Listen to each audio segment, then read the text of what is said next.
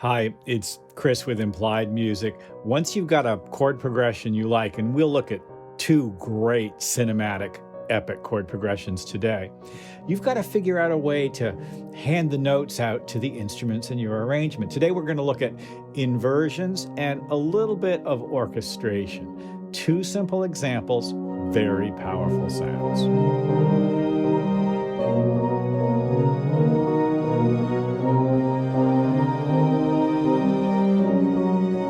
Here's a chord progression I like.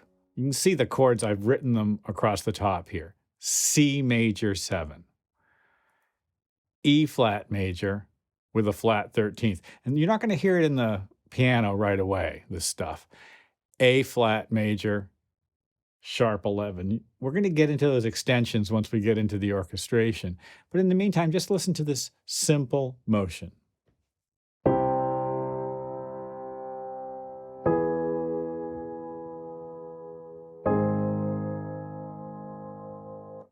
Now, as it happens, no two key signatures have any two of those two chords. This is one of my favorite kinds of ideas, and it's fairly straightforward, and you've probably heard it discussed in other channels as well. Root motion in thirds, major chords, it just has an epic sound. Now, I'm looking for good voice leading, and so you can see while the roots are present in the bass, the voices at the top move more smoothly. So I begin with a root position C chord, but the top voice opens up while the bottom voice opens down to give me the E major sound. It's a beautiful sound. I'm moving with the rule of parsimony. We've discussed this earlier. Basically, if I have a note already, I keep it. Everything else moves by a step. And of course, that's the same rule that I use as I move from E flat major to A flat major.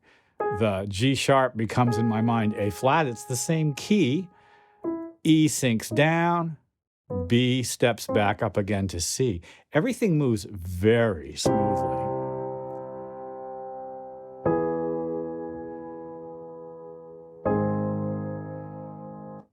So let's take a look at what I've done in the bass. And this is, I think, just going to be our low brass. And I've started off with a fifth, C and G, and then I've moved outwards to a 10th, E and G sharp, and then I've moved into just an octave. So it's a very simple sound, anchoring it. Tenths, it's quite bright. Keep the note on top, it sounds like a resolution. Simple bottom structure. And if you look at the actual lowest note in the brass, it's the roots. A lot of the energy of this comes from the strings. So let's look at the strings by themselves for a moment. And I'm going to have to shrink this down a little bit because my strings are kind of thick, right? First of all, roots. C, E, A flat. Let's look what's happening in the inner voices. So there's our fifth again, and it's opening up to the A flat. That's just like the brass. So far, all of these notes are doubling the brass.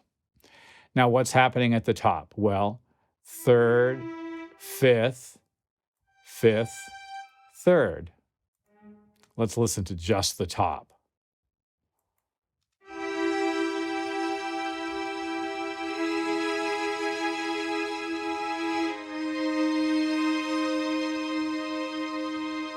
Again, the rule of parsimony has given me clean voicings and easy lines.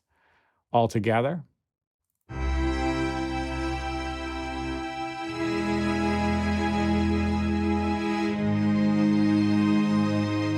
And if I add the brass to that, you can see everything is doubled. It just thickens the sound. The brass gives it more heft.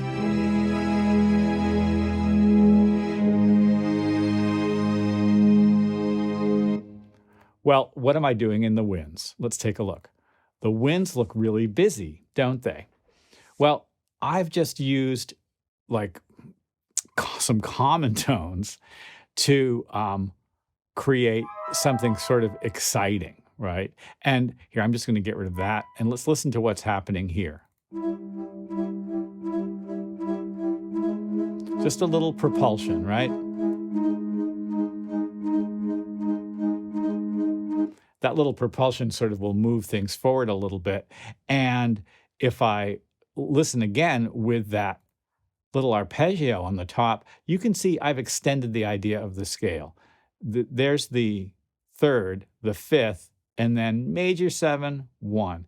Now that B becomes the fifth of the E chord here, but the C is the flat 13th, which is why I call it E flat, flat 13th. This is great. It's sort of a X-Files sound.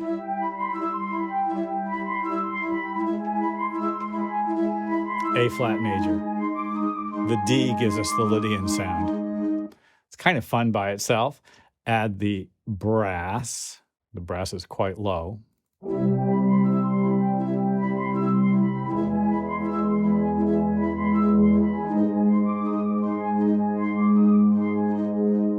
And let's add the strings back in.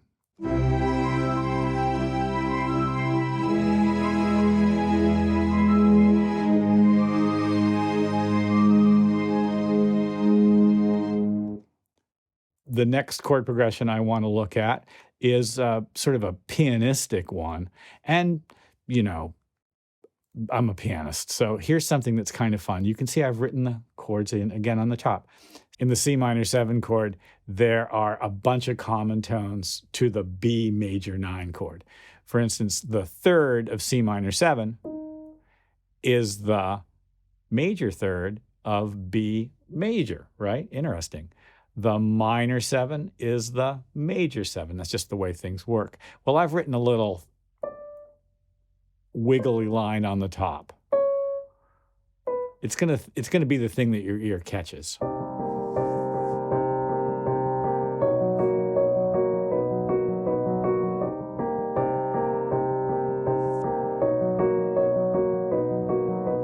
Again, it's a kind of a fairy dust concept. You want your ear to catch something that's wiggling, moving around a little bit, even when the chords are quite static. We're using common tones to create a static sound that has a little bit of color. Well, I love that color, so I thought to myself, what should I do in the bass? And the bass, again, is low brass.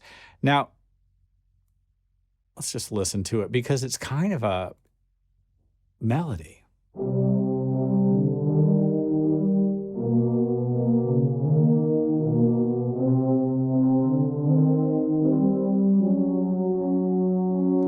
If I doubled that an octave up, that would be a great sort of French horn line, wouldn't it? I could totally hear that.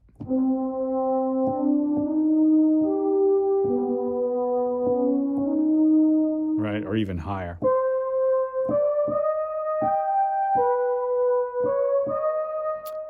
Well, that's nice. What did I do in the strings? Let's take a look. The strings are playing chords, and I decided to begin in the, not double the bass so that I'd really hear that bass motion in the brass. You can see how it works. Fifth, fifth, seventh, root, ninth, the bottom voicing of the strings there, and the last chord is the ninth. Sounds good. Rule of parsimony.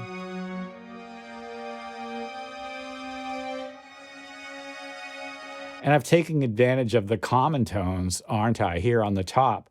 E flat, D sharp, E flat, D sharp. Let's put the two of them together.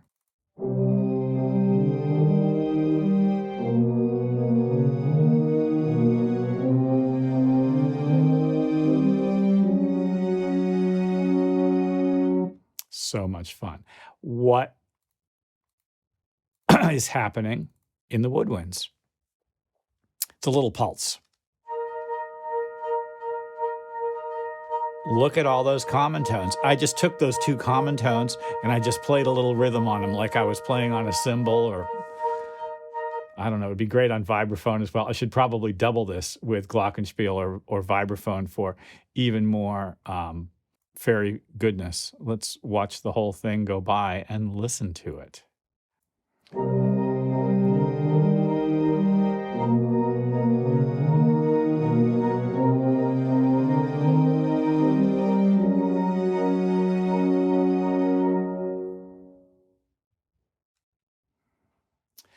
Well, that's just a sketch. I was using Albion Neo, which just basically gives you sections as patches and very, very easily dropping in melodic ideas. I'd probably parse this out to even more instruments. You just saw only 3 tracks, right?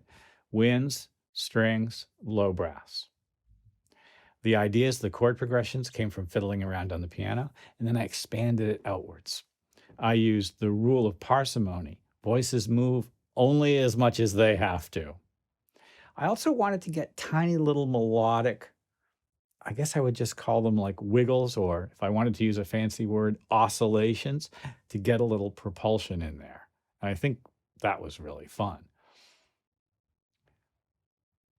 The tools we have at our disposal now encourage us to think orchestrally, cinematically, and we can get very big sonorities. But managing those big sonorities requires some planning. I like to think about my voicings. I like to plan ahead and make sure everything is moving smoothly. I leave room for the bass. I don't mind having things clustered around the top. Take a look at these and you can see how all that stuff is sort of coming into play. Well, I hope this has been useful. Like and subscribe, and I'll see you guys next time.